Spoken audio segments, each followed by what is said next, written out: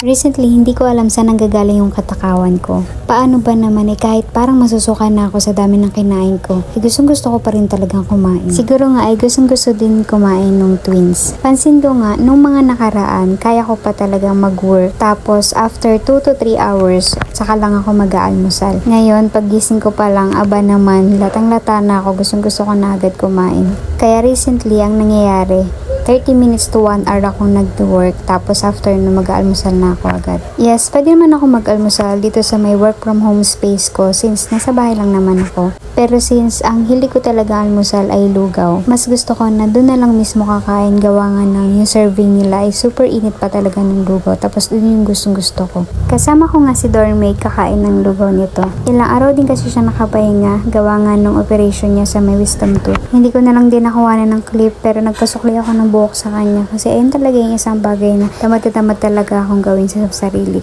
Fast forward, habang kumakain kami ng lugaw, ba naman yung tingin ko nandun sa may bilihan ng buko juice tapos sa may donut. Kaya naman pagkatapos na mag-almusal sa lugawan, heto at pinuntahan agad namin yung bilihan nga ng buko juice at ng donut. Sabi ko noong una, kahit isa lang, okay na ako, solve na ako doon, basta chocolate flavor. Pero nandun na ako, namimili ako, hirap na hirap akong pumili kung anong klase ng chocolate yung gusto ko. Tapos sabi ni Dormate, bilhin na lang daw yung animan para naman daw makain ko lahat ng gusto kong donut na chocolate flavor. Aba naman, grabe naman sa pag-spoil diyan. Pagbalik ko nga sa working station ko, ito nga hindi ko malaman anong uunahin ko, kung babalik na ba ako sa pagtatrabaho o magmumukbang nitong donut na binili namin. Kagaya nga ng sabi ko, hindi ko malaman saan nanggagaling yung katakawan ko. Imagine, kakatapos ko lang mag-almusal ng lugaw nito, tapos nakadalawang lumpia pa ako nun. Ang plano ko talaga, i-ready ko lang itong donut at yung buko juice para maya-maya ay may kakainin ako.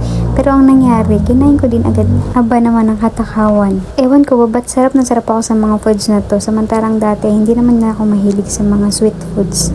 Tapos yung buko juice, hindi nga ako mahilig sa may prutas na buko Pero ngayon, every time na nauuhaw ako, hinahanap-hanap ko talaga yung buko juice. Nung kinahaponan nito, may na-discover na naman akong bagong pagbabago sa may katawan ko. Tapos of all changes na nangyayari sa katawan ko during this pregnancy, ay okay lang talaga sa akin at ine-embrace ko pa nga to. Pero this time, yung bago ko na-discover na pagbabago sa katawan ko ay medyo shocking talaga yung dating yung sa akin. Hanggang sa bigla akong nalungkot na parang kahit ako ayoko na sa sarili ko. Di ko alam kung normal bang nararamdaman yun ng nagbubuntis about sa mga pagbabago nangyayari sa katawan niya. Mula nga na-discover ko yun, ang lungkot ko na tuloy habang nagtatrabaho ako. Tapos parang ayoko na makipag-usap kahit kanino. Nang napansin nga ni Dormate na parang may kakaiba sa akin, kinamusta niya nga ako, tapos agad ko na rin kinuwento kung ano yung dahilan ba't ako nagkaganon. Sa kabilang banda, maganda rin talaga na kasama mo talaga yung partner mo during your pregnancy kasi iba yung comfort na nabibigay nun. Kumbaga kapag kasama mo siya, safe and sound ka. Hindi pa rin naman talaga nawala yung lungkot ko about sa changes na yun. Pero kahit paano gumaan yung pakiramdam ko. Kasi imagine, habang ikaw unti-unti nang inaayawan yung sarili mo, pero yung partner mo andyan, makikita mong tanggap naman yung changes sa mga nangyari sa katawan mo. Hindi ko na nga lang din share dito kasi masyado na siyang private. Pero gusto ko talagang may matanungan like mga mommies na or yung mga nagdaan na sa pregnancy, yung about niya sa may changes na yun na napansin ko. Sa dami ko rin kasi talagang nalaman na ng mga pagbabago sa nagbubuntis. Never kong narinig sa kanila yung na-discover kong bagong pagbabago nga sa katawan ko. Kaya medyo na-curious talaga ako kung parte pa ba to ng pagbubuntis. Galing nga din follow-up check-up si Dormate, tapos sabi nga niya kung gusto ko daw ba ng Hungarian.